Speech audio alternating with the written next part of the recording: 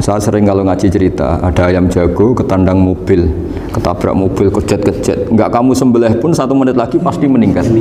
Ini kan hanya koordinasi prosedur saja. Karena prosedur ayam mati harus kejet-kejet, enggak boleh enggak langsung peletes mati, enggak boleh. Nah, pertanyaannya ketika kejet-kejet ini kamu sembelih, itu halal apa enggak? Wong andai kan enggak disembelih juga sudah mati. Artinya enggak penyembelihan ini kan enggak memberi kontribusi pematian, tapi enggak ngefek ya. Makanya terus ada perdebatan.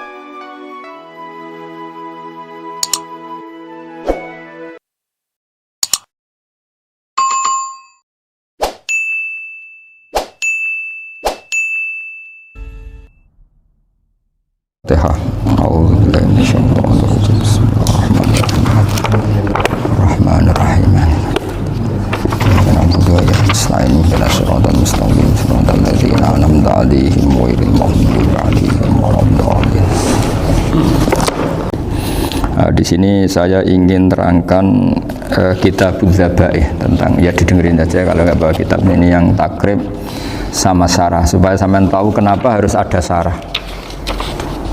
Ya, saya ulang lagi, kenapa harus ada apa? Syarah. Syarah itu penjelas. Karena kelemahannya matan apapun sempurnanya, saya ulang lagi, kelemahannya matan apapun sempurnanya itu pasti ya nggak sempurna, namanya manusia. Dan tidak sempurna ini menjadikan kadang salah paham, sehingga mau tidak mau harus ada apa? Syarah. Jadi misalnya begini ya, di matan misalnya diterangkan zaman matan penyembelian itu harus pakai bismillah. Kalimat harus ini harus dengan arti taruhan sah tidak sah, apa harus sebagai etika, apa harus sebagai supaya kebiasaan baik ini bertahan.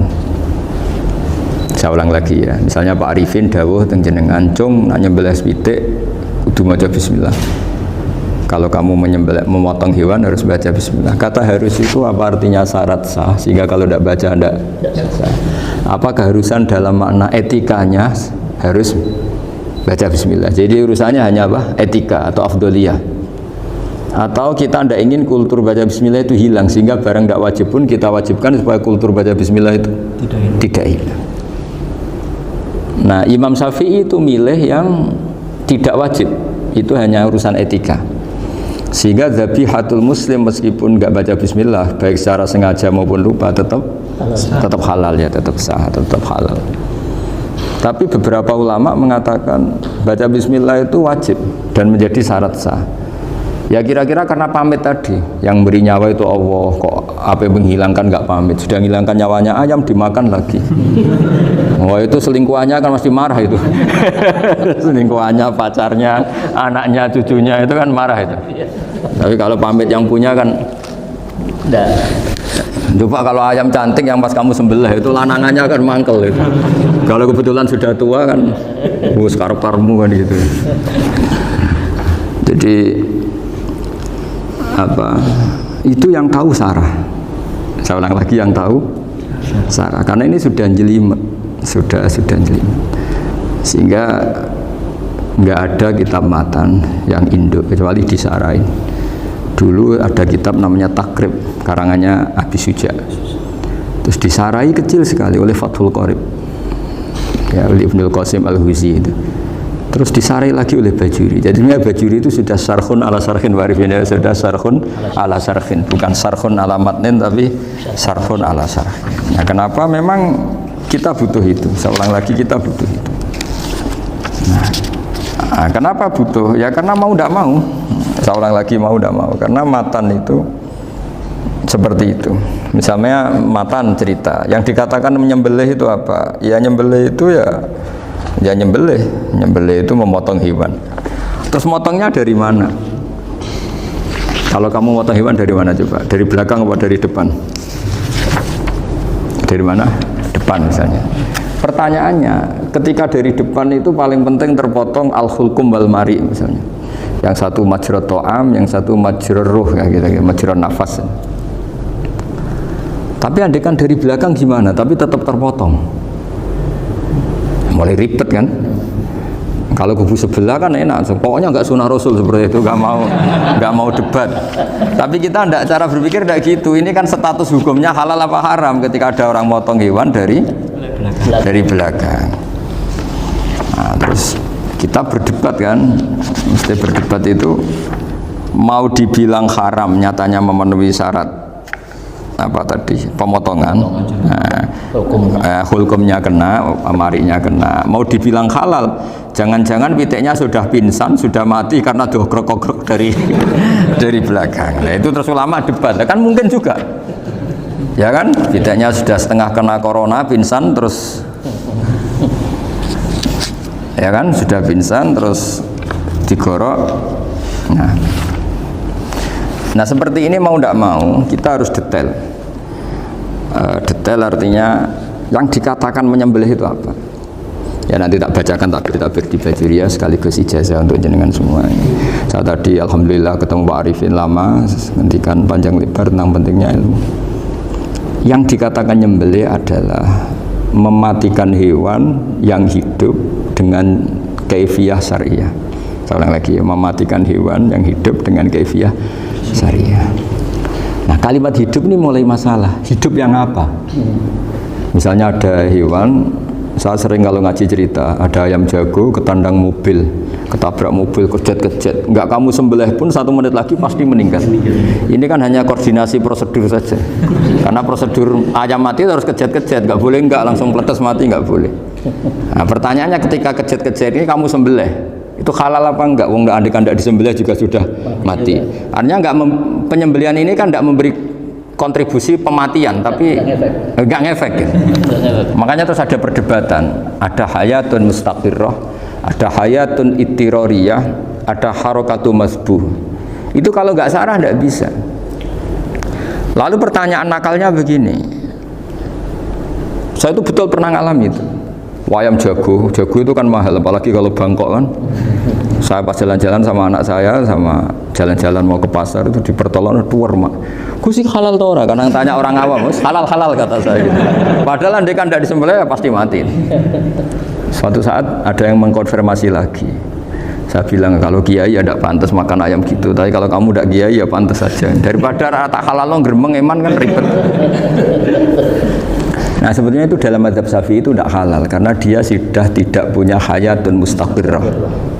Karena tadi setengah menit lagi atau 1 menit lagi pasti mati. Kan dia belum mati karena koordinasi Israel saja, tetap yang nyambil itu. Tetap kan nggak segampang itu kan, tetap prosedur apa? Jalankan SOP. SOP-nya harus ada. Nggak boleh mati selonang-selonang itu, nggak boleh. Tetap ada SOP kata Pak Arifin ada SOP. Beliau kalau sama saya bisa guyon kalau. Nah, tapi misalnya nanti pertanyaan, tapi dalam mazhab Maliki itu diabaikan, hayat mustaqirrah, hayat ittirariyah, hayat itu diabaikan. Cara berpikir Imam Malik lebih matematis. Kalau nggak disembelih itu matinya berapa menit? 1 menit lagi. Gara-gara disembelih dia mati sekarang. Berarti eksekutornya ya peso itu. Ya berarti peso itu memenuhi kriteria mematikan sesuatu yang masih hidup, hewan yang hidup dengan cara syar'i. Jadi andai kan ada rapat malaikat, matinya karena apa coba? Karena peso apa karena kecelakaan? Karena peso. Ya kan? Karena kalau nggak tanpa peso nunggu 1 menit, gara-gara disembelih langsung terjadi sekarang. Nah karena hukum halal ini yang menarik dan menguntungkan. Di bab ini orang jadi Malikiyah semua. Mana maksud saya? Jadi kita ini sebetulnya Syafi'i pecundang gitu. Syafi'i partai politik. Jadi kalau sedang tidak menguntungkan ya tidak. Kata siapa kita Syafi'i banget? Tidak juga itu. Ya, nah, jadi karena tadi ya kalau pada level apa? Pada level perdebatan ulama itu ada tadi ya, ada seperti itu, ada hayatun mustaqirrah, ada hayatun ittirariyah, ada harokatul masbuh. Jadi tak baca ya supaya dapat barokahnya ulama ya. Jadi tak baca redaksinya ini di halaman, terus kitab ini saya tinggal sebagai amal saya, keluarga saya, sebagai penghormatan saya sama Habib Ali, Habib Qures, Habib Hussein semuanya, Pak Arifin dan Bismillahirrahmanirrahim. Wa'alam Ini halaman 562. Ikutnya bab kitab ahkami shaidi wa dzabaih. Saya baca ya. Bismillahirrahmanirrahim. Wa'lam annahu yujadu fi ibaratihim hayatun mustaqirrah, hayatun mustamirrah, harakatu mathbuh. Wa yuqalu aisyu mathbuhin. Wal farqu bainaha annal hayata al mustaqirrah yakunu ma'ha ibsarun bi ikhtiyarin wa nutqun bi ikhtiyarin wa harakatun ikhtiyariyah. Wal hayat al mustamirrah hiya allati tastamiru ila khurujir ruh minal jasad. Wa harakatul masbuh yallati la yabqa maha ibsarun bi ikhtiyarin wala nutqun bi ikhtiyarin wala harakatu ikhtiyariyah bal yakun maha ibsar wa nutqun wa harakatun ittirariyah ini wa ba'duhum farraqa bainahuma sampai saat terus ini. Jadi ini perbedaan-perbedaan pandangan ulama. Nah, Imam Malik itu mengabaikan semua istilah itu. Sing penting pas mbok sembelih iku keceluk urip, cara wong Jawa keceluk urip. Cek hayat mustaqirrah, cek ittirariyah, cek harakatu masbuh, pokoknya keceluk urip. Ini keceluk urip bisa dibilang masih hidup. Karena kalau bisa dibilang masih hidup, kamu sembelih, tetap nanti rapat malaikat kira-kira gitu. Ini matinya karena apa? Karena kecelakaan. Oh, kalau kecelakaan 1 menit lagi matinya dong. Tapi kan matinya sekarang ya karena disembelih. Nah, tadi saya bilang sebenarnya mazhab Syafi'i itu tidak seperti itu. Karena Imam Malik menghalalkan, biasanya penggemarnya lebih banyak. Di bab bangsa halal itu kan penggemarnya masih banyak. Tapi ya sudahlah, itu masih ahli sunnah karena salah satu dari mazhab 4. Tapi logikanya juga masuk. Jadi kita bukan sekedar taklid ke Imam Malik, tapi kalau kita ikhtiyat ikut Imam Syafi'i ya monggo, karena mungkin secara medis karena mengalami seperti itu mungkin tingkat kesehatannya apanya sudah ya sudah lah, yang penting makanya terus orang Jawa pinter, nak PTE jago ya halal, nak cilik enggak lah. Kan jadi kayak tadi ayam jago tadi orangnya tak tanya akhirnya, andekan yang kecelakaan tuh ayam kecil, kamu tanya saya enggak? Ya enggak, terus langsung tak buang. Kan langsung dibuang, berhubung ayam besar eman kan. Tapi nurani aja sebetulnya protes, nyembelih wis klek-klek. Kadang kan wis apa kejet-kejet itu sudah tunggu SOP cara Pak. Ya tapi apapun itu, ini ilmu harus didengar ya supaya sampean tahu ya, ada hayat mustaqirrah, ada hayat mustamirrah, ada hayat ittirariyah, paling enggak kita ngerti lah. Karena nanti di bab B, ya nyun sewu di bab apa B, itu ya nanti nggak sahnya karena apa? Tidak mutamawal. Misalnya saya punya utang sama Pak Arifin ayam jago, tak bayar dengan jago yang mengalami kehidupan sudah seperti itu, kan tidak sah. Meskipun itu hidup tapi sudah tidak hayat yang mustamirrah, tidak normal. Jadi ilmu itu apapun tidak cocok kita karena beda mazhab misalnya, tetap sebagai apa? Ilmu. Jadi jangan pernah anti ilmu meskipun kita tidak cocok. Bismillahirrahmanirrahim. Ya, wa yakunu qad umma dzukira daf'atan wahidatan la fi daf'ataini. Islam tujad al hayat al mustaqira inda daf'ati saniyah. Amma idza wujidat al hayat al mustaqira daf'at saniyah fayakhilu al masbuhu aidan. Fasartu wujudul hayat al mustaqira fi ibtida'il wati akhir marrah. Wa makharu dzalika inda tulil fasli wa illa fala rafa'a sikina wa ada fawran aw alqaha liqaniya kalatan wa akhadha ghairaha fawran aw saqatat minhu wa akhadha ghairu halan aw qallaba wa qata'a biyama baqiya hal al masbuh. Jadi ini masalah sarah itu sudah detail. Misalnya gini, kamu motong ayam harus sekaligus shred jadi. Jangan sampai nyuwun sewu 2 kali. Jangan-jangan misalnya gini, ayam tak potong pas ke kiri separuh, ya ke kiri separuh apa hulkumnya, Pak Arifin datang, assalamualaikum Gus Pak, waalaikumsalam, terus santai jagungan dulu, jagungan sampai besoknya itu nggak meneruskan, bareng-bareng balik salam, ingat lagi loh ayam saya ini. Ketika saya meneruskan ini, potensi ayam ini sudah mati atau sudah hidup yang ini masih mazhab Syafi'i loh ya, atau sudah hidup yang sudah tidak normal. Artinya apa? Penyembelian kedua yang mengeksekusi tadi sebenarnya mengeksekusi barang mati.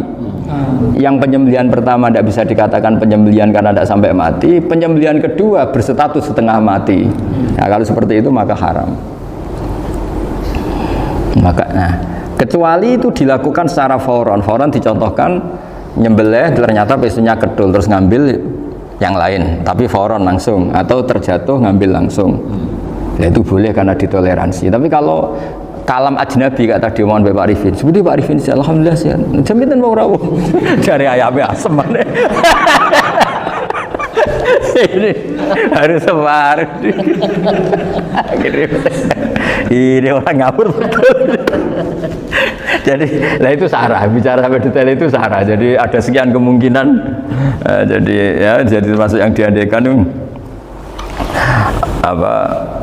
Nah, hayat mustaqirah itu batasnya yakunu maha ibsorun bi ikhtiyarin wa nutqun bi ikhtiyarin wa harakatun ikhtiyariyah. Hayat mustaqirah itu kalau dia betok-betok itu ya karena karepnya.